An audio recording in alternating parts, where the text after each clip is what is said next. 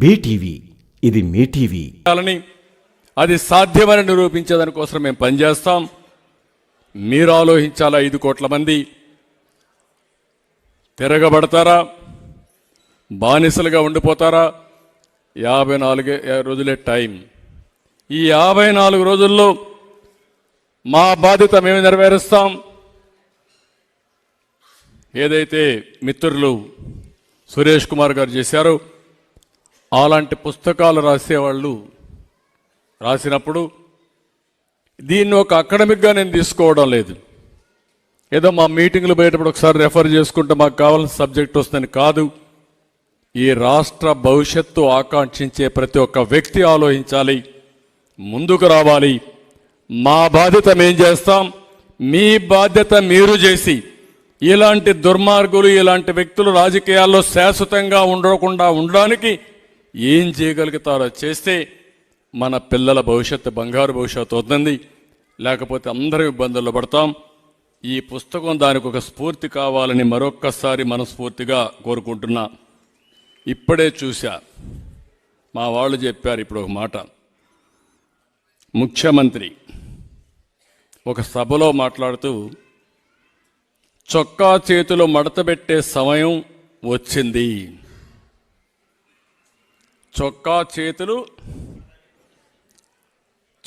చేతులు మడత పెడతాడంట.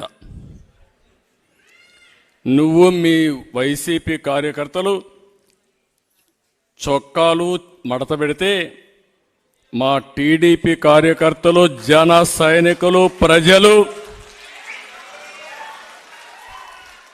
కుర్చీలు మడత పెడతారు.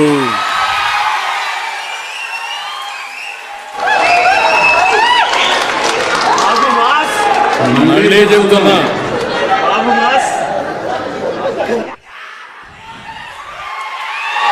సీఎం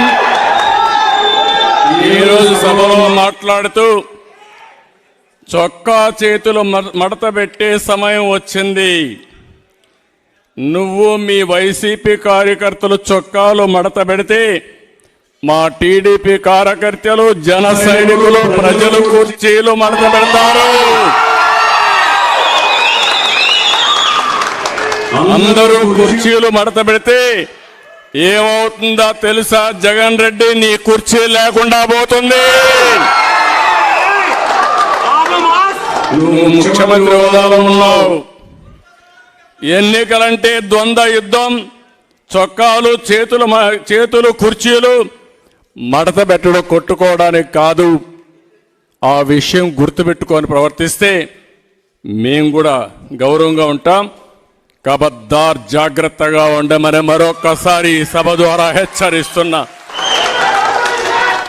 మంచికి కూడా హద్దులుంటాయి. పిచ్చి పిచ్చి కూతలకు వస్తే దానికి పరిష్కారం చూపించే ధైర్యం కూడా 5 కోట్ల ప్రజలకు ఉందని మరొక్కసారి హెచ్చరిస్తూ, మరొక్కసారి ఈ పుస్తకం ప్రతి ఒక్క ఇంటికి చేరాలి. ప్రతి రచ్చబండ, ప్రతి టీ కొట్టు దగ్గరికి అంశాలు చర్చించాలి. 5 ఏళ్ల నరకాన్ని 54 రోజులు మీరు చర్చించాలి. ప్రజల్ని చైతన్యవంతులు చేసి ముందుకు పోవాల్సి కోరుకుంటూ, మరొక్కసారి ఈ పుస్తకాన్ని రాసినటువంటి సురేష్ కుమార్ గారిని 5 కోట్ల ప్రజల తరపున మనస్ఫూర్తిగా అభినందిస్తూ, ఒక చక్కని ఆయుధాన్ని మీరు ప్రజలకు ఇచ్చారు.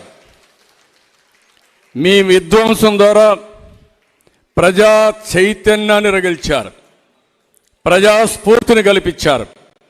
అలాంటి బ్రహ్మాండమైన పని చేసిన మిమ్మల్ని, అమరావతి కోసం అమరావతి రైతులు ఏ విధంగా పోరాడుతున్నారో, మా ఆడబిడ్డలు ఏ విధంగా అయితే పోరాడుతున్నారో, అదేవిధంగా 5 కోట్ల ప్రజల కోసం మీరు ఒక స్ఫూర్తినిచ్చి పుస్తకం రాశారు.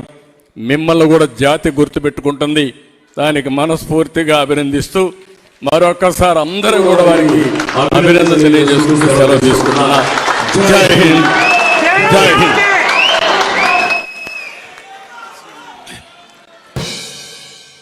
మీకు గనక ఈ వీడియో నచ్చినట్లయితే మన ఫ్రెండ్స్ అందరికీ షేర్ చేయండి. మీ బీటీవీని సబ్స్క్రైబ్ చేయండి ప్లీజ్. బీటీవీ, ఇది మీ టీవీ.